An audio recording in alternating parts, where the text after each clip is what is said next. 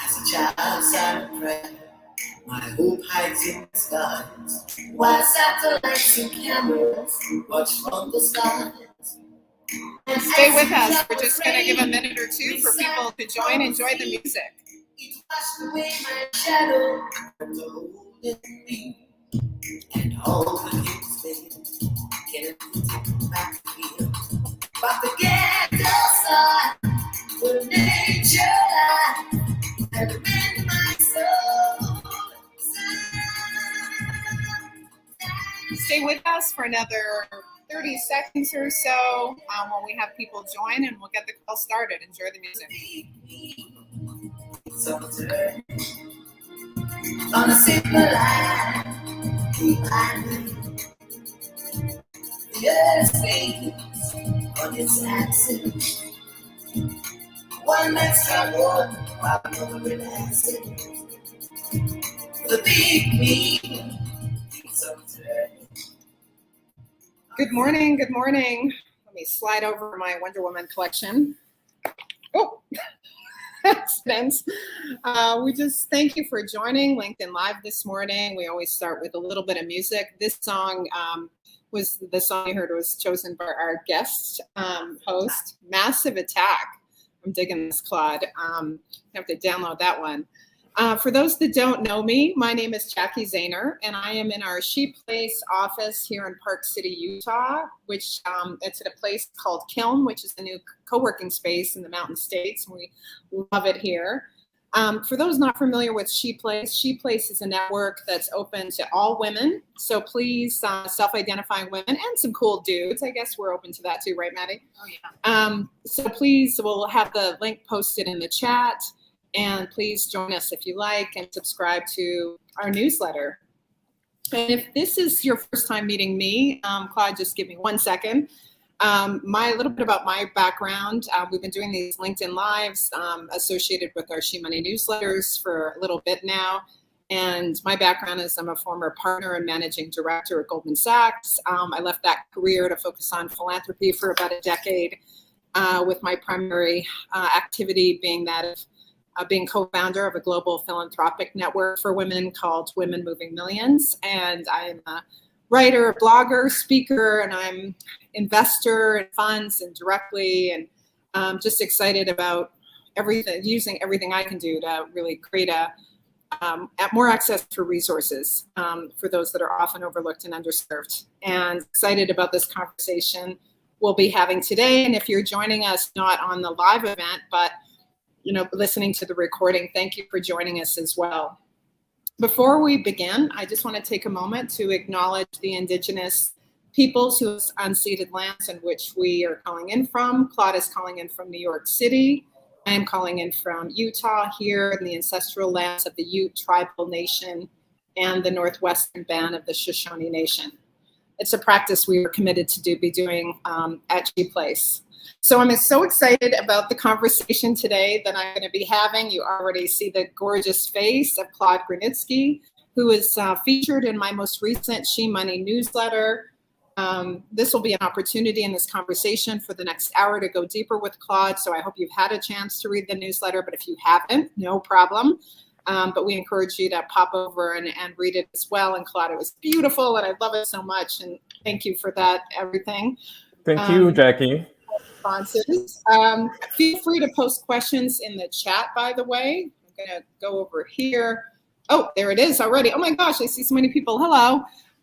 Post questions, comments. I think you can even give us high fives. I have my little props too, by the way. I might be giving you some of those during the call, Claude. Yes. So let me introduce this amazing human to you all, who I am so blessed to know. So I'm going to read this. Don't mess this up, Claude. So Claude is a Tongolese-American serial entrepreneur. He is the CEO and managing partner of the Equity Alliance. Claude's previous ventures include Trace and True America, which were funded by Goldman Sachs. Goldman Sachs connection, go Goldman, thank you. We're connected that way too. And he's a graduate of London University and MIT. And Claude, I don't know if you know this, but my husband is an MITer too. So we'll have to chat about that. I didn't know that. Yeah. He's an author and community builder, and passion is passion, which you're going to hear about today, for teaching and mentorship. So welcome, Claude. Thank you for joining and having this conversation with me today. Thank you for having me, Jacki. I've been looking forward to this conversation. It's going to be fun and interesting, hopefully. Yes, and feel free to direct me. Like I'm going to start prompting you with some questions, but we can also respond to what's going on in the chat and elsewhere. I think we have a lot of people joining us today. But I'd love to start. I mean, your background. I always want to start there. It's like, tell me a little bit more. Of course, we have the article which people may or may not have read. So a little bit about your background, sort of. Before we jump into Equity Alliance and what it is today, sort of a little bit more about your background and what led you to this new thing which we're talking about, which is the launching of your new fund, Equity Alliance. Well, thank you, Jacki, for making this happen. Actually, I really want to start by really commending you for all the efforts you make to really elevate people who are not necessarily ones who are elevated in the media, in the world of finance, and even in the world of philanthropy. So it's great that you're shining a light on people like me. Well, I came to America a bit more than 20 years ago because I'm one of those people who kind of are very proud of their hybrid identities. At this point, I carry 3 passports, the US, because I've been living in the US for 20 years. I grew up in Paris. I'm also a French citizen, but I was born and raised my early years in Togo. And that's where it all starts. Togo is a very small country in West Africa, east of Ghana, and it's the size of West Virginia. It's one of the poorest countries in the world. And I found my way to New York because I had this passion for hip hop, and I turned that into a magazine. And that magazine, Trace Magazine, became a quite influential magazine in youth culture because we were documenting the subculture around hip hop and music and fashion and film and art and technology. And that ended up being a massive movement globally. And because I was at the heart of it, by the time I moved to New York, I was able to build a media business around that. And that business was struggling quite a bit in the beginning. We'll talk about it. And one of the reasons we struggled was because I just couldn't get any funding. I was funding this publication, this monthly publication, out of pocket and just really trying to find a way to survive in this cutthroat world of media, New York media. And then eventually I was able to get funded by Goldman Sachs, who invested $15 million in my Series A for my company.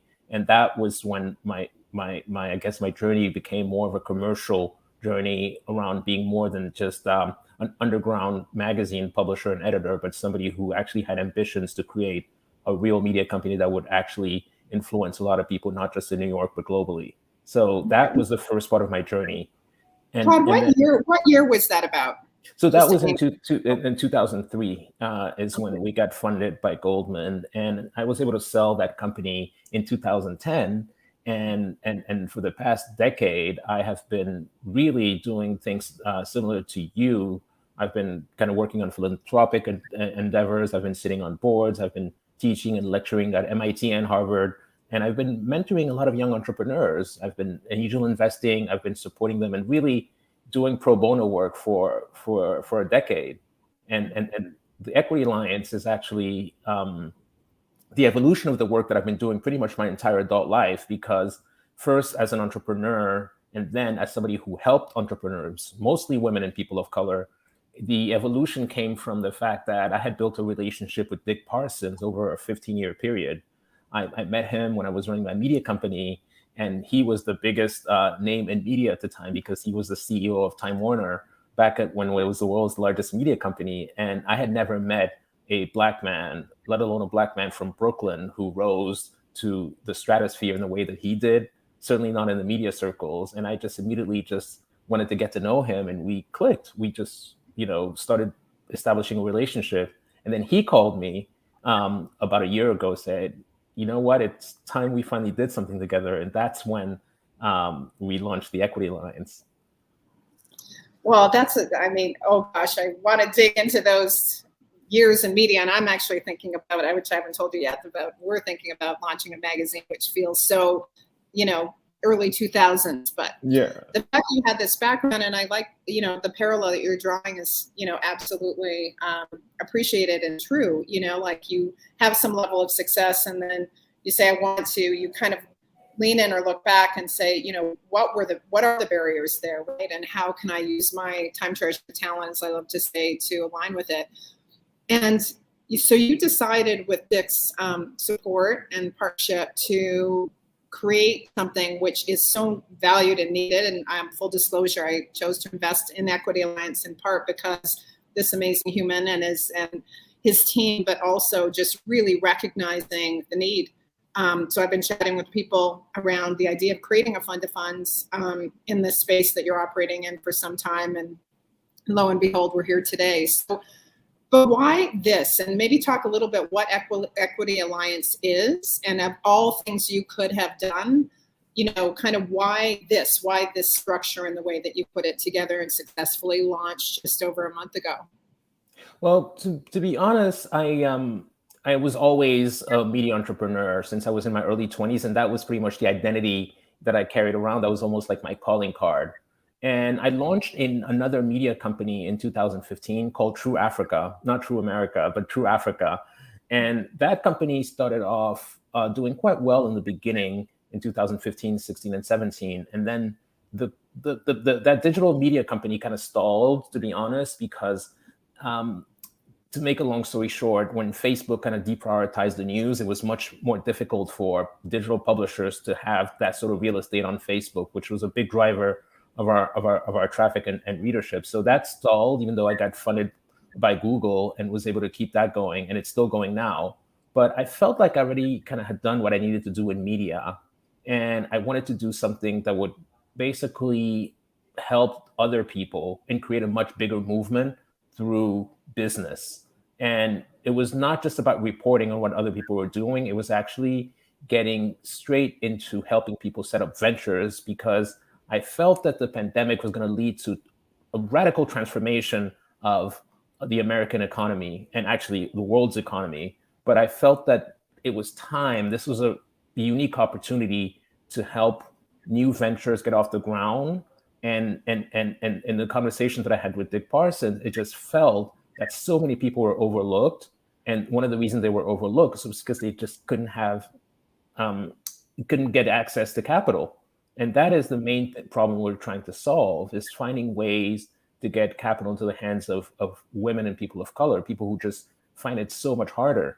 And when we started thinking about this, we always kept going back to this one statistic that is from a study that was commissioned by the Knight Foundation. And that study, which was actually commissioned by the Knight Foundation but produced by the Bella Group in partnership with Harvard Business School, found that the world of asset management is huge. It's a $70 trillion industry. But at that time, when we were talking about it, it was only 1.3% of those assets that were managed by diverse fund managers. And so the fact that diverse owned firms were managing only 1.3%, now actually it's gone up to 1.4%, which is great, but it's still a tiny number in an industry that is really crucial to the survival of this country. And in a world where America is becoming so stratified, where so many people are getting so rich, and I see so many people really struggling to make ends meet in the way that I once did when I was a young entrepreneur in this city, I felt like I was kind of uniquely positioned to do it. And also by tapping into the network and experience of Dick Parsons, who again rose through the ranks to become one of the most powerful business leaders in America. So we felt that bringing a lot of different talents together, that's what we called it, the Alliance, would be really good, because we would bring different perspectives, different insights to actually helping people who have great ideas for new ventures, but didn't really actually know how to get the capital they need to take off. Well, and it's interesting when I saw that study, the Knight study, and hopefully Shay can pop it into the chat for us. Very similar motivation for me, actually, with my focus on women and money. When in 2009, I was asking this question too, for me, it was, where are the women in fund management? And I commissioned a research paper called Women in Fund Management, a Roadmap to Critical Mass and Why It Matters, that looked at the landscape of research that might be able, in that time, and I still am to some degree obsessed with research, because I think it helps drive action. It doesn't necessarily create it, but it's a factor. And we with the help of some others, we looked at all the research that could possibly explain, why so few women and people of color in the fund management business. And of course, there is no good reason. But very similarly, we created a roadmap for change, which sadly at the time, I just didn't feel, I didn't know how to really execute upon it other than putting a lot of ideas out there. But to your point, this is what was true in 2009 is barely changed today in terms of an industry that doesn't reflect talent and opportunity and the need for capital. So I love that. And I love that you called it the Alliance, because you've actually pulled together quite an exception, not just Dick, who is incredible from what I hear and from you, but an incredible advisory board that's of sorts that are standing along with you. And it seems to me, and which is one of the many reasons I love Equity Alliance, is it's, sorry to say this, but it's not just a fund, right? It's not just a fund of funds. So talk a little bit about sort of the strategy in terms of identifying the funds, maybe even lift up a couple examples, and direct investment. So you are doing both of those, and how you're seeing sort of your, we can get into that too, this leveraging of social capital and this idea of a social capital playbook to bear to try to not only bring capital, but to help ensure that these companies and your fund managers are successful. So I'm glad you asked me that, because I feel like there's a lot of funds out there and the world doesn't need another fund. I feel like we weren't going to do this if we didn't feel that we could be truly very differentiated. And the fact that we're an alliance means that we can tap into the expertise of our investors, people like yourself, but we also have people like Scott Kapnick, who runs an $80 billion credit firm called HPS, and he was one of the first investors because, he believes that something needs to be done to really level the playing field. He actually just gave a $10 million gift to Howard University in DC so that they could help to train more Black MBAs at the business school there. And that was a $10 million gift, in addition to the investment he made in the Equity Alliance, because he really truly believes that something needs to happen. Some of your former colleagues, people like Mike Novogratz, and Jacqueline Novogratz, his sister, who was one of the most influential impact investors through the Acumen Fund, they all bring different perspectives. Ken Lehrer, he created the Lehrer Hippo venture capital firm, which is New York's most active early stage VC firm. So we have different people who are at the top of their game in different industries, and I rely on them to help us in terms of strategically positioning ourselves to be truly differentiated. And then my job with my small team is to really go out and identify the very, very, very best fund managers by, again, only picking people who are emerging managers and who are either women or people of color. And so what's happened is we've spoken with over 150 funds. And some people, you can tell just at the very beginning of the conversation that they are very much for real and that they really have what I'll just call the measure of the game. And if they've got the measure of the game, it's because they're looking at this changing landscape really objectively, and they don't come with some bogus theory about, oh, I figured out how to, solve the problem of the future of work. They really have real insights into specific change forces within communities that will affect the way people work in the future, right? And so because some of these fund managers that we've invested in were also entrepreneurs and operators, they also understand what it's like to sit at the other side of the table. And I feel like those different perspectives make for much stronger and much more committed fund managers. And so we've made 15 investments so far, and we're really happy with the way that we've been able to allocate capital across three categories. There's the smaller funds, which we've been calling nano funds. Some of them are only raising maybe $5 million or $10 million, and they're having such a hard time raising $5 or $10 million for their fund because they don't really know anyone. And a lot of people won't even consider them just because they've traditionally been overlooked, as I said earlier. And so our job is to understand what their thesis is and how we can help them, not just with capital, but also with what we have been calling the social capital playbook. And I'll get to that.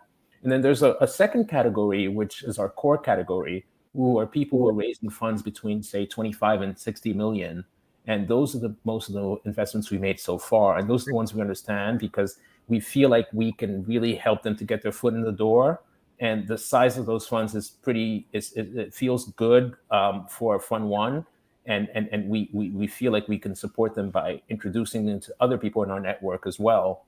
And then there's a larger category of funds that we've invested in. And the reason we've invested in some of those larger funds is because we have got the fund managers to commit to helping the most emerging nano funds. So they help them with things like reserves and allocation and follow-on strategy, a lot of things that you only really learn in this game because, venture capital is a bit of an apprenticeship game and you need to learn from people who've done it before. And the fact that we get different fund managers to share insights with each other and for some of the more experienced ones to mentor the more emerging fund managers, we feel is quite differentiated. And that's why when we talk about our social capital playbook, we always talk about it across 3 pillars. The first pillar is what we call educate. This is how we equip our fund managers and the entrepreneurs they support with the skills that they need to strive and to succeed. And then the second pillar is what we call engage. And that's how we actually provide a platform that helps our fund managers to attract additional investors and partners. So we've been really good at introducing our fund managers and sometimes the startup founders themselves to some of our investors, because we don't believe that all the capital should flow to the Equity Alliance. As an alliance, we want to facilitate access to capital for people within our broader network, and a rising tide will lift all boats. So we're not precious in the way that we believe that all of capital should just come to us.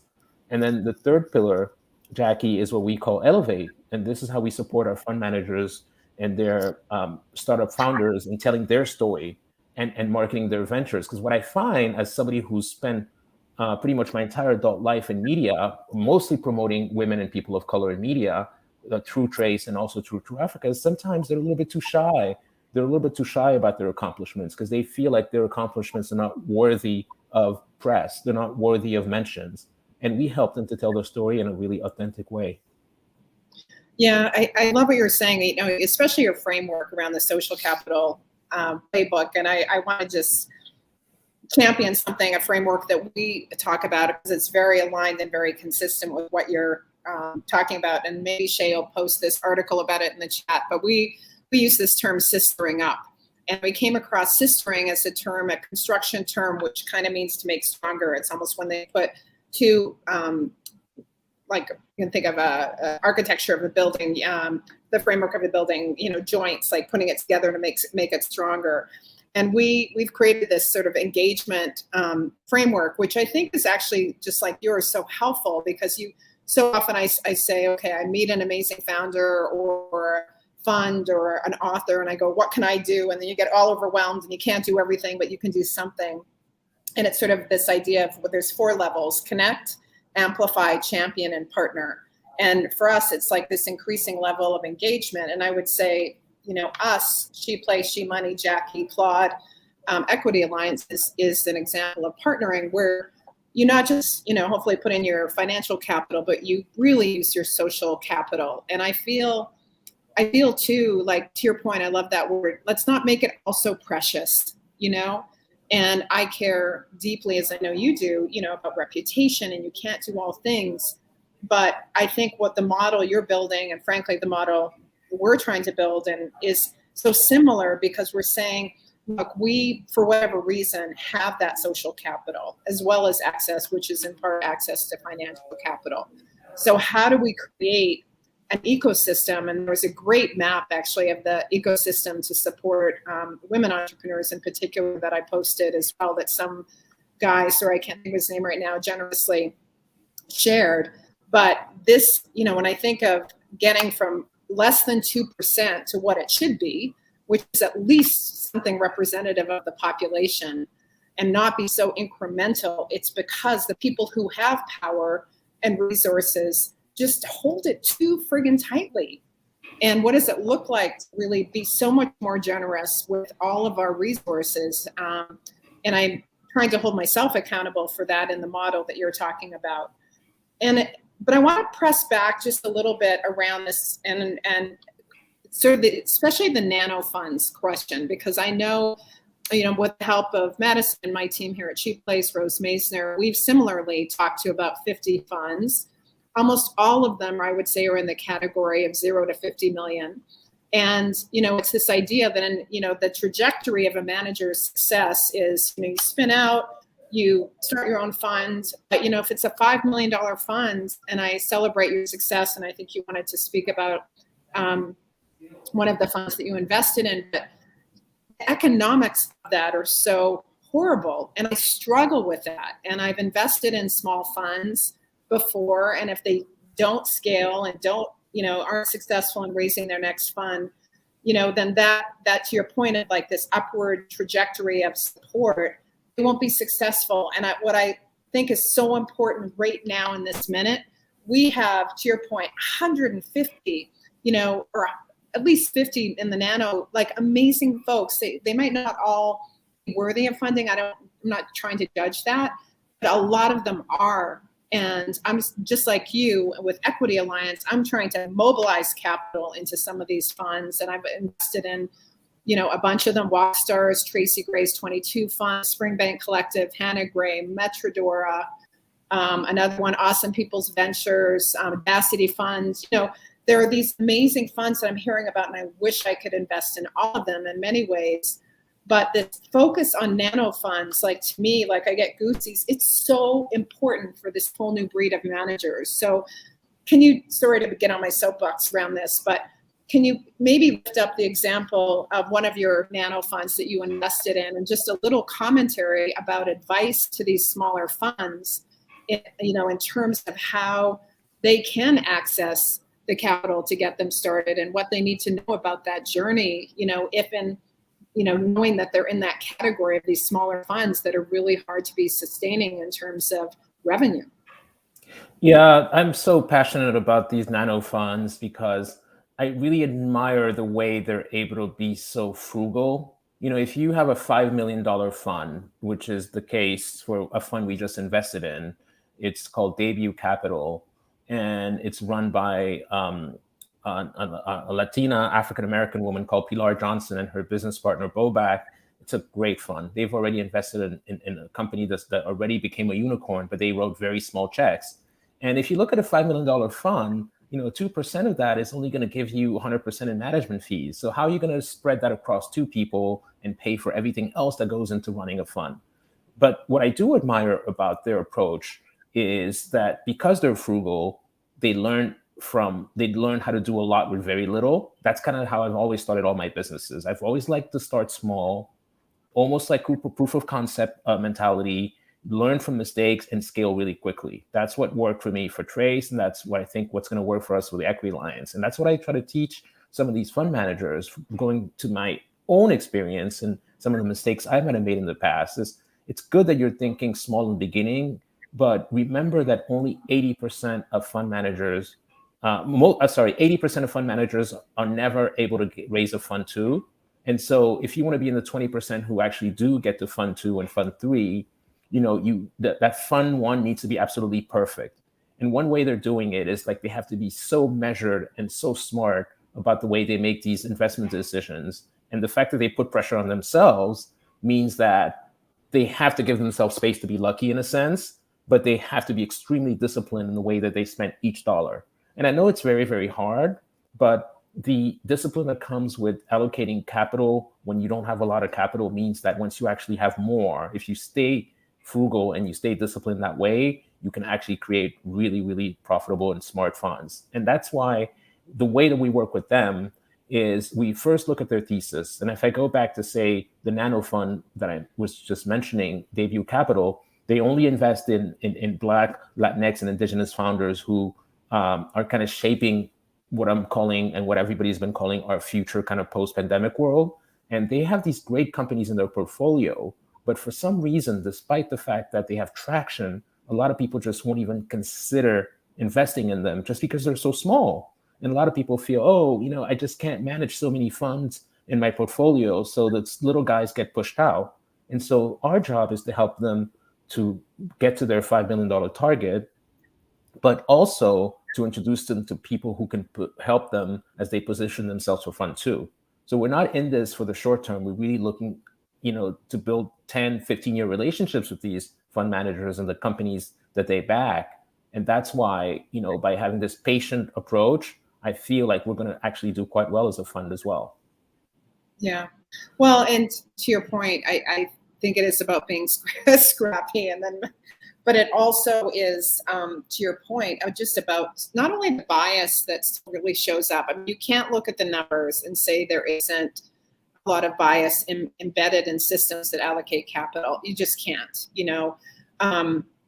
and so they are sort of fighting against that. And again, I see this as so much as opportunity. It's not like something I'm trying to do to be nice. Like, I think the companies that investing in these fund managers that in turn are investing in companies often founded by women and people of color that are overlooked and may not be, but are meeting the needs, right, of audience and consumers is so important. But if again, it's this theory of change that we were talking about, Claude, and which I hold true, which is why I focus on identifying funds as well, that if you invest in fund managers of different backgrounds with certain perspectives, they will in turn invest in companies and founders. And so when capital flows here, it's creating wealth, obviously, hopefully over time, and this economic sort of ripple effect or wave that is multi-level, right? It goes, in the fund manager's hands in terms of founders who are more likely to hire employees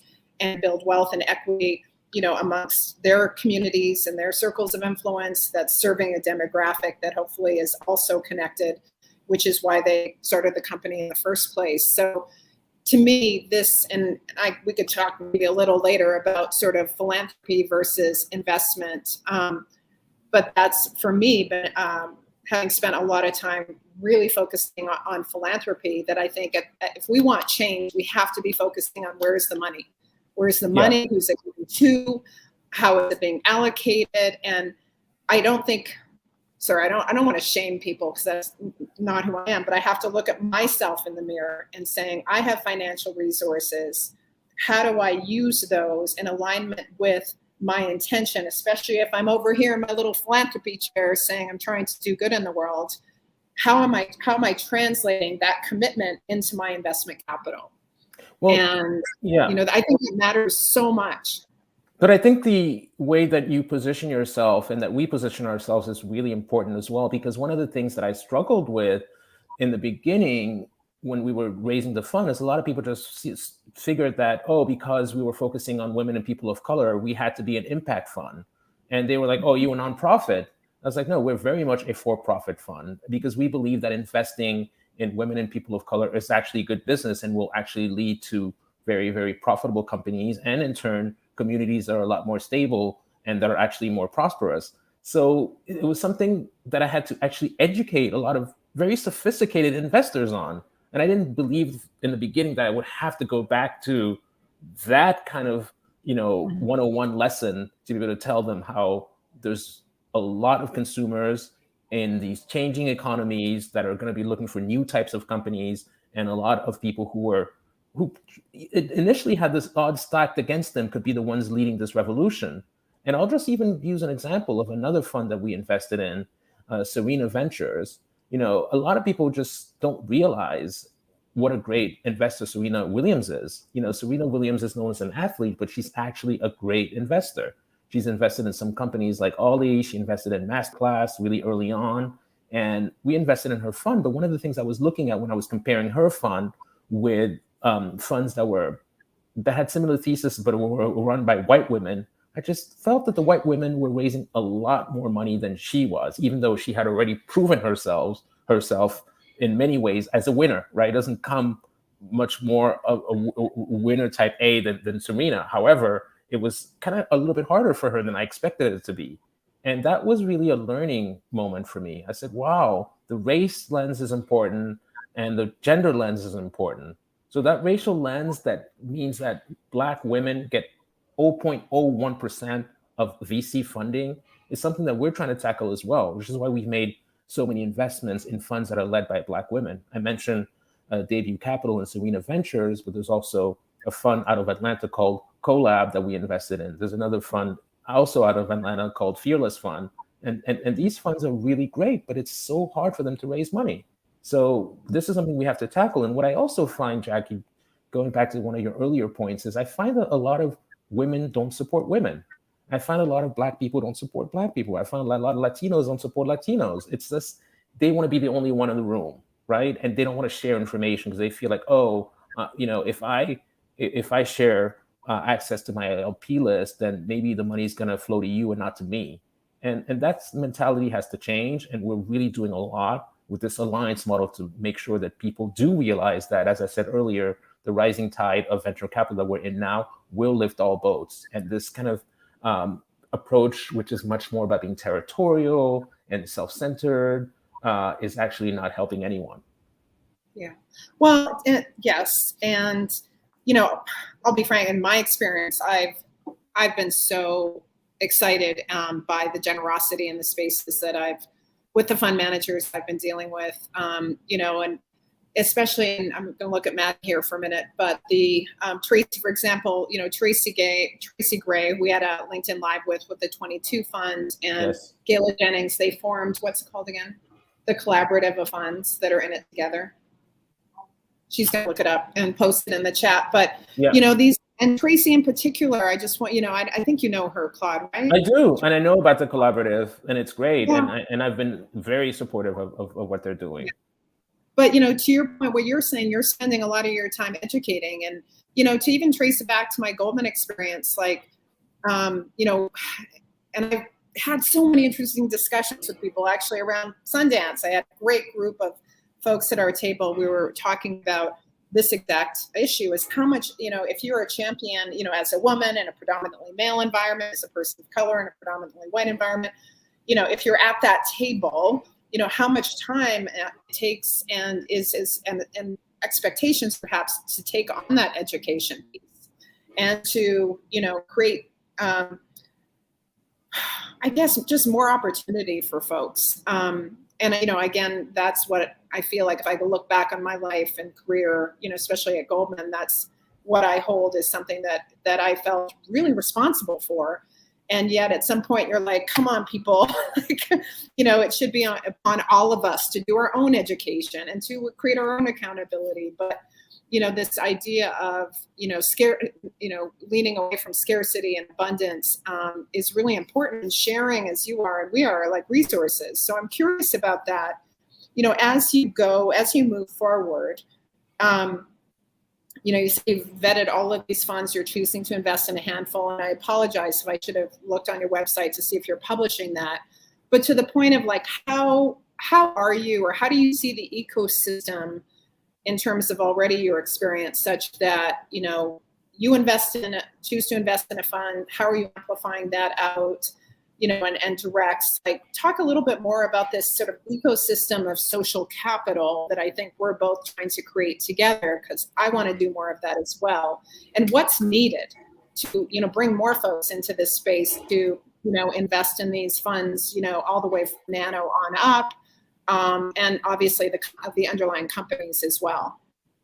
Yeah, I'm really glad you asked me about that, Jacki, because I want to be able to talk about specific examples of things that we feel we've done well. And I'm not going to be modest here. I'm going to start by saying that I feel kind of uniquely qualified to do this because, again, I've spent my entire adult life in this space. So I have my coffee here too. So at 9:30, I'm like, we have this amazing cup of coffee, and it's like a white espresso lavender oat milk latte, and it's like, drink me. So well, yeah, I mean, it's really important because the first fund we invested in, it's called Concrete Rose Capital. They're based in Silicon Valley, and it's run by a fund manager called Sean Mendy. And Sean was kind of born and raised in the San Francisco area, and he knows the Valley really well. And as a Black fund manager, he grew up with a lot of people who were the children of the captains of the new Silicon Valley industry. these mega companies that came out of Silicon Valley, and he saw it on both sides of the tracks. And what was interesting about his fund is that he has a really great relationship with a lot of really good companies that a lot of people haven't heard of. So he invested in a company called Isuzu. And again, Concrete Rose was our first investment. And a couple months after we invested in Concrete Rose, we also invested in Serena Ventures that I mentioned. And then we found out that Serena Ventures also invested in Isuzu.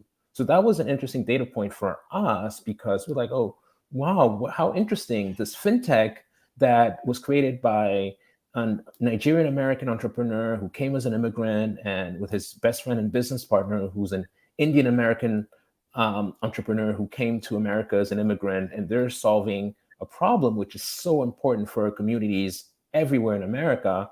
And they're basically allowing renters who pay their rent on time to report their on-time rent payments to the credit bureaus, and that helps to build their credit.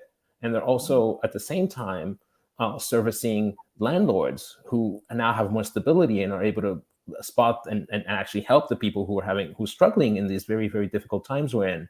So it's a great model. It sounds like a very, very simple idea, but the fact that these guys just seem to be so real, so authentic, so dedicated, so hardworking, and that they were vetted by Serena Ventures, they were vetted by Concrete Rose, meant that we had an opportunity to make a direct investment in that company, Isuzu, back in July of 2021, which now seems like a really long time ago. But we invested in their Series A. They were raising $10 million. And actually, Jacqueline Novogratz, one of our LPs, was one of the very first investors in that company. And I just could see that this company was going to be great. And actually, one of our investment committee members, Will Mesdag, another one of your former colleagues from Goldman Sachs, the partners, he said this company is going to return the whole fund. And it turns out last week it was announced.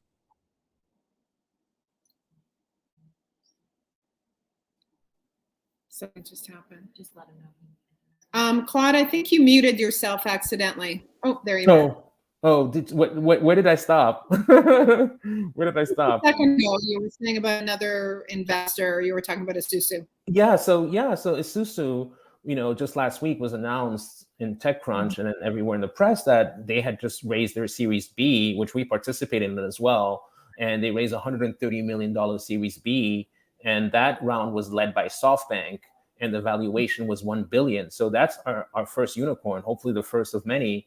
But it's not just about the fact that our first direct investment ended up being a unicorn within 6 months. It's much more about the fact that that specific unicorn is going to help millions of Americans, of immigrants across the country, to build their credit and actually hopefully get on that property ladder and become owners themselves, access to credit, access to mortgages, and so on. And so people forget how a lot of people feel left out of this economy, even though all the numbers are saying that the economy is doing really well and that there's huge growth. There's still a lot of people who are still in the margins and just don't feel like they're part of this new wave of prosperity.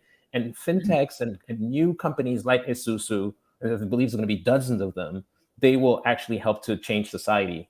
And I believe that we need to be at the forefront of that by getting the real insights and the real intros from our fund managers and helping these managers to support them. And we actually in turn invest in some of the companies and introduce them to some of our LPs. So for instance, the co-founder of Isuzu, Abi Wemimo, I introduced him to one of our LPs, Ed Matthias, and his wife, Dale Matthias. And Ed is a co-founder of the Carlyle Group.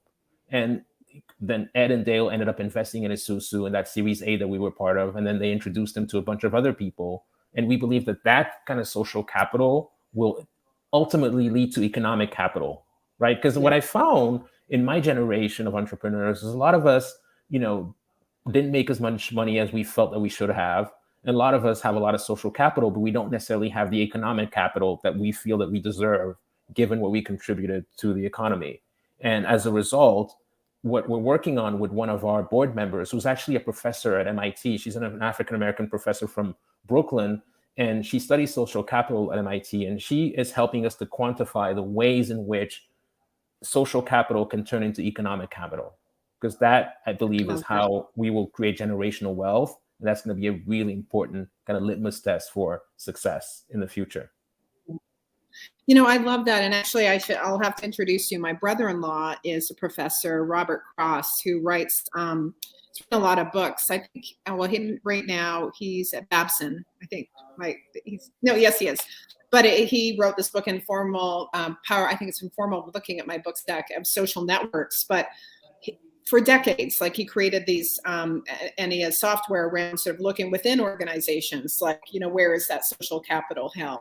And I think it's interesting that you say that, because in so many levels, like, one, I just would love to meet her, because I think that social capital, and I'm curious about your thoughts too, as we move into this world of Web 3.0 and DAOs and all these ways that we're trying to monetize social capital in a way that is wealth creating. And I've and I both know Erican, who founded Audacity Fund. We've spoken about this, like, creating, when you show up with your voice, with your Twitter, with your Instagram, with your purchasing power, it's still so one-sided, right? You're building, you lend all of this to, or give it to, a company or a person, a celebrity or whatever, but there's not a way. I mean, I guess with Instagram now, with influencers, it's just starting. That whole business model is getting monetized. But I'm not so much talking about becoming an influencer and getting paid by advertising, but this idea of, like, I love how you said that the process of converting social capital into real economic capital is happening. And I'm curious if you're also within funds, which is what I'm fascinated with right now as well, sort of looking in this crypto, blockchain, Web 3.0 DAO space, and if you have intention to build and invest in that area, and whether or not, even from an ecosystem perspective, could that be a solution in terms of how we form communities of like intention to create a support system. And there's one being launched in Switzerland right now, a DAO associated with, a token and a potential venture fund, like these new models that might actually provide ways to do exactly what you're saying in ways that haven't been done before. Yeah. So I'm glad you mentioned crypto, but I want to come to crypto after we talk about social capital, because I feel like, again, because that really is our special sauce, and that really is how we feel that we're going to differentiate ourselves in the marketplace. I want to take it back to one of the things I alluded to in the discussion, in our interview that was published on LinkedIn, is we want to take it back to the social capital theory and the fact that it was defined by the French sociologist Pierre Bourdieu, and that was in the 1980s. He wrote about how certain people are able to amass so many resources, and these resources are linked to the fact that they have a great network, and they have great networks that are linked to institutionalized relationships, and people recognize them as being leaders or experts or really, really great at what they do. And a lot of those networks come from family networks, school networks, and so on. And the people that we've been helping, they didn't all go to MIT like I did. They didn't all get funded by Goldman Sachs like I did. They didn't necessarily have access to certain networks, and we're hoping to provide them with that network. And once they have that network, to make the most of it so that they can actually create capital for their families and for entire communities. That really is really important to us, because again, it hasn't happened before. In the time that I was running my media company, Trace, and I was kind of reporting a lot of rappers and musicians and so on. A lot of rappers, I was just really shocked to see how they were so famous, but they didn't actually have any money. They didn't actually even own a house sometimes. And they lost the money because of financial literacy issues and all that. And those are things that were helping them, a lot of our fund managers and the entrepreneurs they support on the, on the social capital playbook front. But then to go back to crypto, we made an investment in a fund called Vault Capital. And Vault Capital, that was our first kind of crypto-focused fund investment. And Vault Capital is run by Sunam Haas. She is a Lebanese-American fund manager. She's so smart. She's hiring right now. And she's, she's really become a bit of a thought leader and looking at these equity deals in crypto. So she raised a $10 million debut a venture fund that did really, really well. And through her, we're getting schooled on the potential with DAOs and everything that's happening in the crypto world, because she started her fund having published a really influential newsletter when she was, I think 20 years old. So she really has been in this game for a while. And I feel like she brings a really fresh approach to looking at the potential of crypto and how it's game changing across the board. And then the other thing I'll say is one of our founding investors, Mike Novogratz, has become one of the major thought leaders and investors and big time players in the world of crypto through his firm Galaxy Digital, which has become a bit of an arbiter in the space of crypto right now. And Mike Novogratz, who again was another Goldman Sachs partner who went on to lead the hedge fund business at Fortress, he kind of reinvented himself as this kind of crypto evangelist who just keeps winning in crypto. And so we are able to have people like that as founding investors. So on crypto, we can tap into the expertise and this major network that Mike Novogratz has been able to build around his being a bit of a maven in the world of crypto. Yeah, I used to actually work with Mike way back when we were involvement at the same time. My husband too. Okay.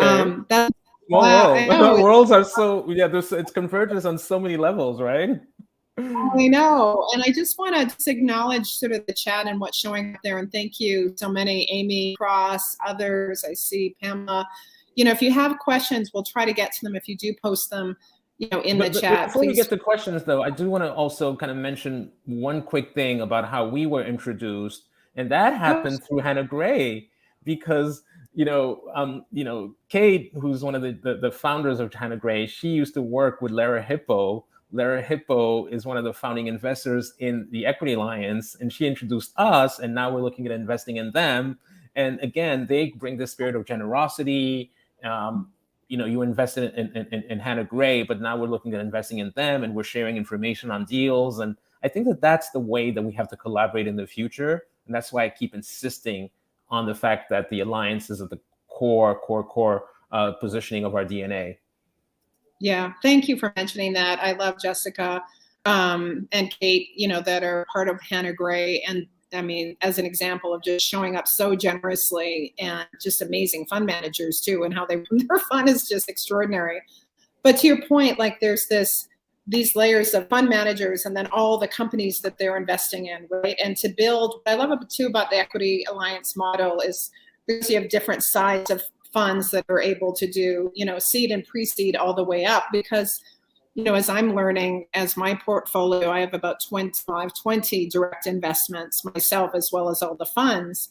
And in trying to champion these, the companies as they go up from pre-seed, seed A, B, those relationships, like it's a whole trajectory. It's not just a one stop, you're done, right? Like whether it be the fund or the founder and the company, they're looking for more capital. They're looking for access to companies so they can pitch, et cetera. And I just wanted to give it just before I'm looking for questions, but just I was meant to say it earlier about Serena Williams and people not knowing what a great investor she is, and just the spirit of generosity that Whitney Hurd, who obviously is founder of Bumble, and Serena, this was a couple of years ago, right pre-pandemic, actually, and this is just was so generous and interesting and amazing, like called people, hosted an event in California where they invited funders, fund managers, so individual investors, fund managers, relative and founders, very successful founders like I think Away, the founder of Away Bags, and so many others, and some folks looking for funding, all together in a space. And it wasn't like really a lot of programming. It was just meet and talk and have shared experience and learn each other's stories. And it was there that I learned of a company called Translator Inc., which was founded by Natalie Egan, a transgender woman, which is in the D&I space, doing D&I software.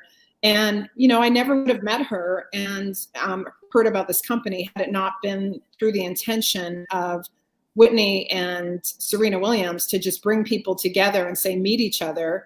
And, and then again, things go from there. So I had the opportunity, to meet Serena and Whitney both. And, they're just doing so much in this space, and they're putting their money where their values are. So I just wanted to double down on that shout out because they are quite incredible. Okay, so we have just 5 more minutes, Claude. And, I think just to wrap up the conversation a little bit, so what is, and you wrote about this, you responded to this question in the article a little bit, but for you, what does success look like for Equity Alliance, or if you're imagining a future for us together in terms of, where success of Equity Alliance is social transformation, and let's be so bold as to invite that in to this space today. What does that look like for you? Well, for us, success is the ability to scale. And to scale, that means that we want to be in that 20% of funds who actually raise a fund 2 and a fund 3 and a fund 4. And that means that perhaps over the next 10 to 15 years, we may be able to deploy up to $1 billion in the space of kind of helping and supporting and engaging with women and people of color who are either fund managers or early stage venture founders. That's really what we see as success. And our success is basically defined by the success of the people that we support. And we don't necessarily see ourselves being in a silo where it's all about us. Again, by definition, being an alliance, if we see thousands and thousands of jobs created, hundreds of communities across America being transformed with this capital, and more institutional investors, big endowments, kind of supporting what we do, we will feel that we've actually moved the needle, and that maybe that number, which is currently sitting at 1.4% of assets that are managed by diverse fund managers, maybe one day it'll be 2%, right? So even just moving it from 1.4% to 2% is real success. So if we can be part of that movement that is about moving that needle, I feel like we'll have done really well, because right now we've got institutional investors like Bank of America, we have Ford Foundation supporting us, a lot of big names, but there's a lot more that we can do once we start tapping into capital across America to be able to funnel this capital into the hands of the people who actually really need it and felt like they were left out all these years. Well, thank you. I mean, I kind of want that number to be closer to 25, 30, 40, 50%, but, and truly, I mean, it's, and truly, because this is opportunity to invest in the future and the world that we want to live in, so, I know you're kind of right there with me, and I'm all about realistic goals, but, I'm kind of fiercely on this, path with you, because, and again, I look at my portfolio of funds and companies, and I look at what they're doing, in the world. Hello Alice, just building, just in terms of what they're doing to bring resources to start up businesses, and just a new one, Lead to Health, that's working to provide services for victims of sexual assault. And these are much needed companies, by founders who understand the space that they're working in, and are creating products and services, for folks that, that need these products and services. I don't know. It's just, I just see it as such an opportunity. So with that, I just want to say, Claude, thank you for being here. If you haven't read the article yet, please go over to the She Money newsletter. Please subscribe to it. We also have a YouTube channel. I never might say that out loud. I think we have 4 people. Do we have 8 people? We have 10 people. Yes. Yes.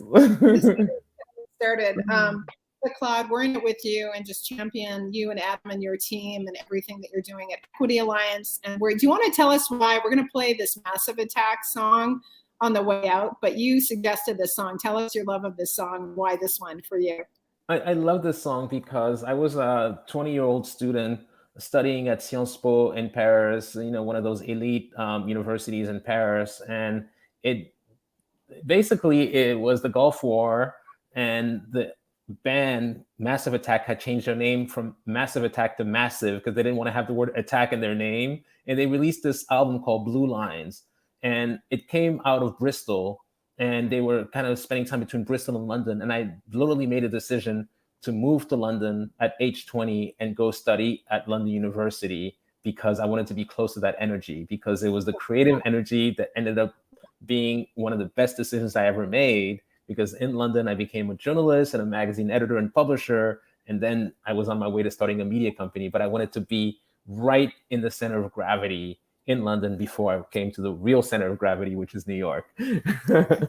Well, this is my new favorite song. Maddie's digging it too. So we're going to turn it on, and thank you for joining us. And thank you for everyone who joined us today and is watching. Thank you, Jacki. Thanks, everybody. Have a great day. Bye.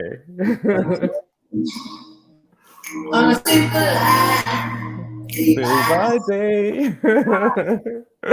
Bye.